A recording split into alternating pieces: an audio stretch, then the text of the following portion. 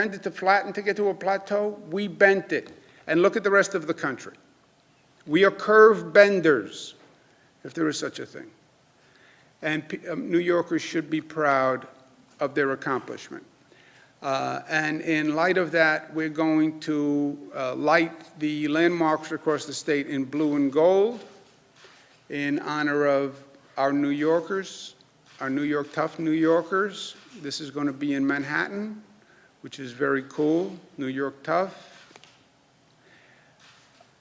The Mario Cuomo Bridge, the Education Building, that's the Corning Tower in the left. But these will be the landmarks that will be lit blue and gold to celebrate our accomplishment, because it was an extraordinary accomplishment. Because we are New York tough, smart, united, disciplined, and loving. I am mostly loving, Mark. Don't you forget that. Questions? We'll take a couple. When it comes to the systemic changes you propose, there are 4 of them. Let's say there is no political division over it, and we can get those passed just like that. It takes time for laws to go into effect procedurally. There's usually a delay. And then after they go into effect, there's usually a cultural delay as well, where things have to be normalized over time. So, for example, when miscegenation, interracial marriage was legalized, it took time for the culture to sort of catch up to what the law had been. So I'm asking you, what are the things that you need from the general public to facilitate that change? Because no matter what you do, no matter how quickly it is, it's not going to be instantaneous, but people will still continue to point to legislators and people in power and say, change, even if you make certain change. Do you need patience, maybe? It's an interesting question. The legislative change will be virtually immediate, okay? Personnel records would be released. The Attorney General would operate as an independent prosecutor for police. The legislative changes would be immediate. You're right, there's still a culture shift. But look, more what this is about repairing the relationship between the police and the community, I think. You know, the policing relationship does not work for anyone unless there's a relationship of trust with the community. And it has to go both ways.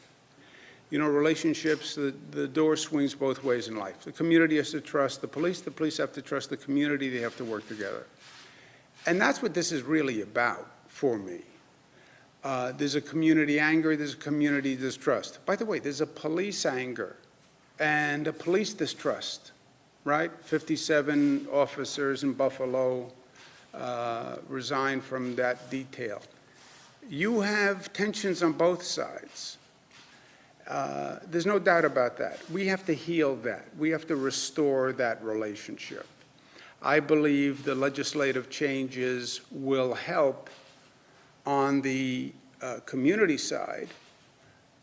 The police are not going to be happy with the legislative side changes, and the police are feeling targeted.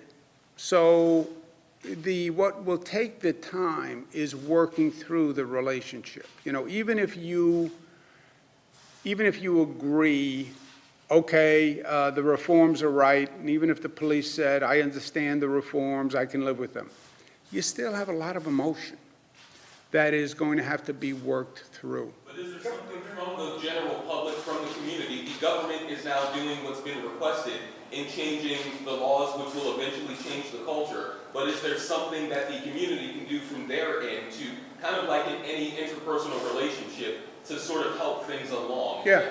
I would say, look, from the protesters' point of view, the community point of view, you achieved a significant accomplishment in a very short period of time. This is real reform. It changes fundamental policies about how we police. Feel good about it. And remember, this relationship has to work for everyone. So let's take this moment, take a deep breath, put out our hand, right? And understand that the police, this is a tough job, and 99.9% of them are there to do the right thing. And every good policeman will say the bad police actions hurt the good policeman as much as they hurt anyone. So a little understanding, bring down the emotion, deep breath. Governor, what is your updates on the Kawasaki virus, and is that affecting your thinking on summer camps? A lot of people are interested as to whether or not those will Yes, open. I said specifically that we're looking to get more information on the Kawasaki inflammatory syndrome before we make a decision on sleepaway summer camps. We said day camps were okay, and I'm going to get an update early next week from Dr. Zucker, the health commissioner, on the Kawasaki virus, and then we'll make a decision.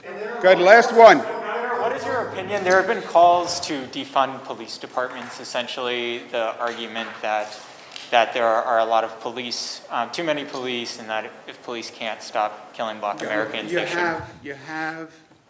You have tension, you have anger, and you have extremes in our society. Our society is about extremes now, right? Extreme left, extreme right, high tension, high frustration. Coronavirus increases the anxiety for everyone, increases frustration for everyone.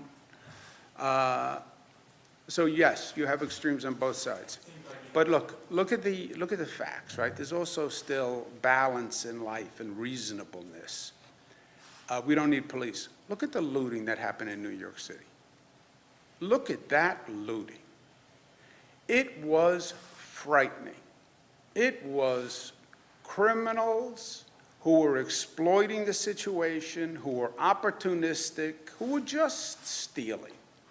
You have New York City that is still reeling from the COVID virus, and now you have this night of looting that I'm telling you shook people in the city to the core. You don't need police. You don't need police. That's what happens when you don't have effective policing. Now, the looting had nothing to do with protesting. Protesting is different. Some people try to put the two. The protesters are looters. No, no, no, no. You have looting and you have protesting. You have apples, you have oranges. They're different. The night of looting was the fault of the police officers. No, it wasn't the fault of the protesters, and it wasn't the fault of the police officers. I said it was the management and deployment of the police officers. But no police, you get looting. That's what you get. Nobody wants that. So,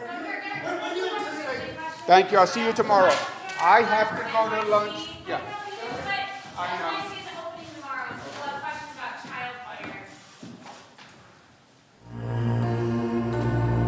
In lieu of all that is happening with COVID-19, we have adjusted our office policies to best suit our patients and to ensure our overall safety.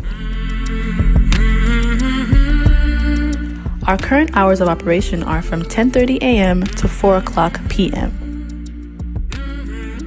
At this moment, we strongly encourage patients to only come to the office if you have made an appointment or have called in advance, as we only allow a specific number of individuals in office at one time. Per CDC recommendations, we are still following social distancing protocol, so we ask that all patients keep at least 6 feet of distance between themselves and others. Patients are required to wear a mask in order to enter the office and thus be seen by the doctor. Also, upon entrance, your temperature will be taken and we'll be asking you some questions concerning symptoms and exposure. While we are open, we understand that many still may be tentative to leave their homes, so we are currently offering virtual appointments using telemedicine technology and general wellness calls. If you have any questions or simply just want to schedule an appointment with us, please do not hesitate to call at 516-200-3850. The Print Center for the Visually Impaired wants to thank you all for your continued support and cooperation, and we know with your help, we'll be able to build a safe and healthy environment for our staff and patients.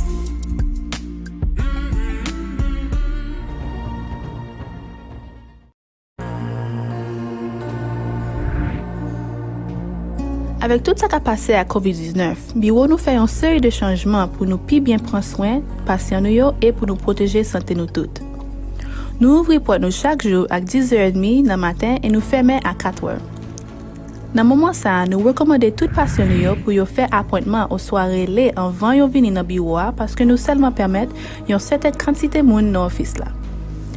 Avec recommandation CDC, ou soit Center for Disease Control, nous avons toujours suivi le protocole social distancing et nous demandons tout patient pour quitter au moins de 6 pieds de distance avec tout le monde. Tout patient a une obligation pour mettre un masque dans le visage pour rentrer dans le bureau et pour voir le docteur. En plus de ça, nous prenons la température de tout le monde qui vient et nous posons une série de questions sur les symptômes qu'ils ont sentis. Même si nous ouvrons, nous pouvons comprendre que pile de monde a toujours senti un doute pour quitter le caillou. Et c'est peut-être ça que nous offrons tout patient un rappel gratis avec le docteur. Ça qui relève un wellness call, côté vous discuter des problèmes que vous gagnez avec eux. En plus de ça, nous offrons virtual appointments avec technologie telemedicine.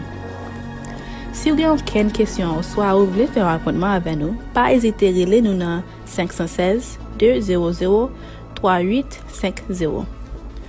Nous voulons dire famille nous dans PCVA que nous vraiment apprécions ce pour nous et nous souhaitons que nous continuions à protéger tête nous et la santé nous.